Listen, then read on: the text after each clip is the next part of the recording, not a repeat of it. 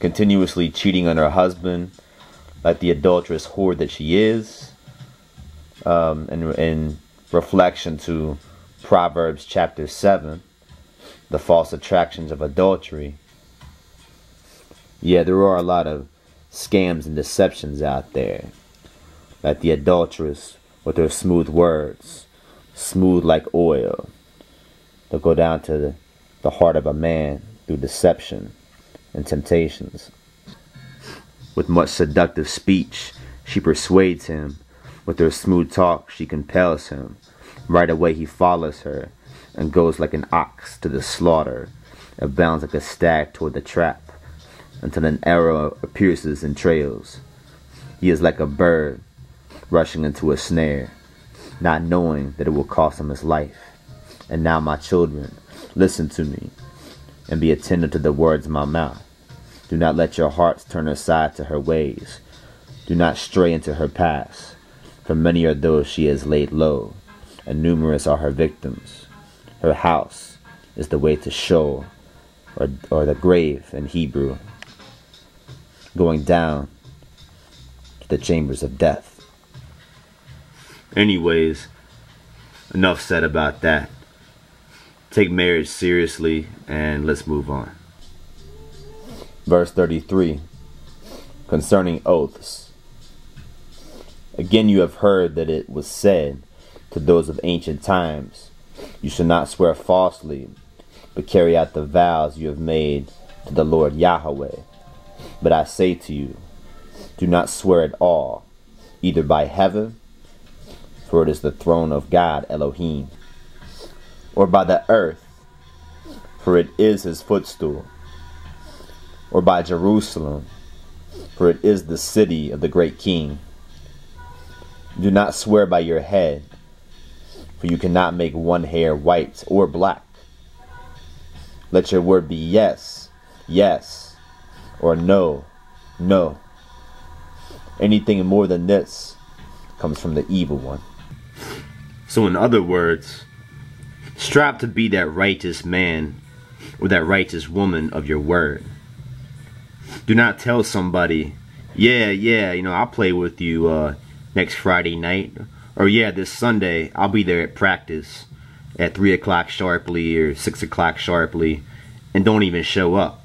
Now, it's one thing if something pops up, and that's just a prime example of many things, obviously, but if something pops up, as it often does in real life, you call that person out of genuine consideration and basic respect, like, hey man, sorry this came up, I gotta do this, I can't make it today or this evening, let's reschedule for some other day this next week. But don't just not show up. And really, I'm just preaching to myself, because once again, I'm having to humble myself. This has been a weakness of mine that has come to my attention in the past year, recently, about my own levity. I strive to do well as far as other things, like keeping the commandments and most of the Messiah's actual teachings, but as far as being that righteous man in my word, I strive to.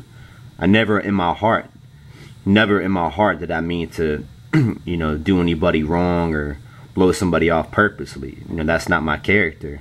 But often, if we're not mindful enough of other people and being that true righteous man or that righteous woman of our word, we can often give somebody a false perception and often rub people the wrong way. So let's strive to be that righteous disciple of our word.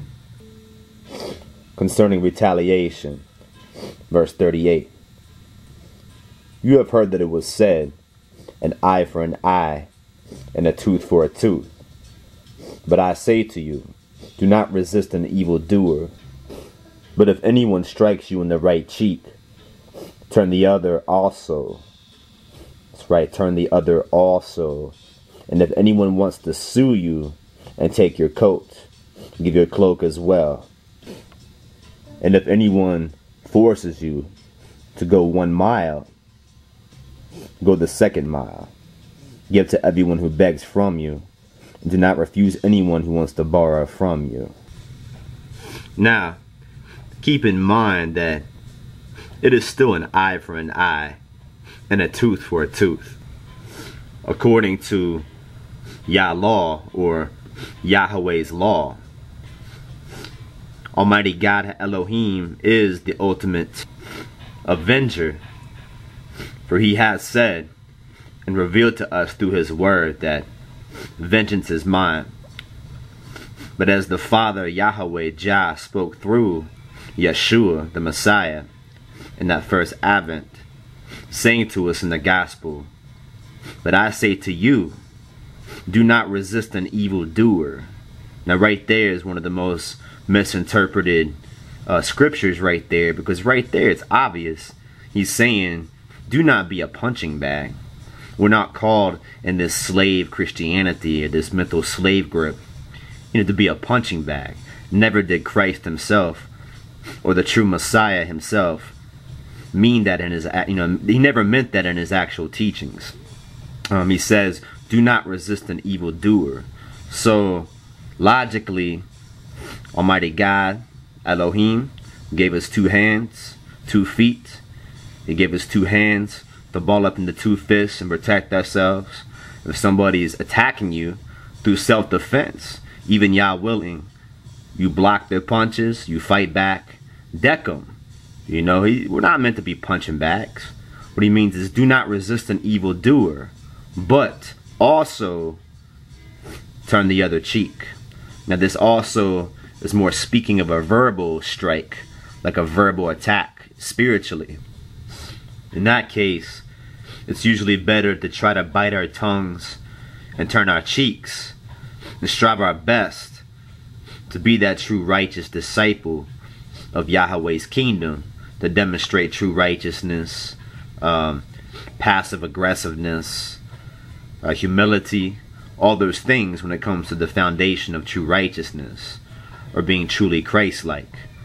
Whether we call ourselves Messianic disciples, born-again Christians, Rastafari, brethren and sister, we have to strive to keep the peace to the best of our ability. But even spiritually, through those verbal attacks, it depends on to what level or what degree, or the actual situation itself. I mean, that's something I would have to work on, because most 9 out of 10 times if somebody comes up to me who doesn't even really know me and starts talking smack or whatever, in a professional atmosphere or out on the streets, regardless, it's like I'm gonna say something back. That's kind of my natural character, even though for the most part I'm laid back, I'm chill.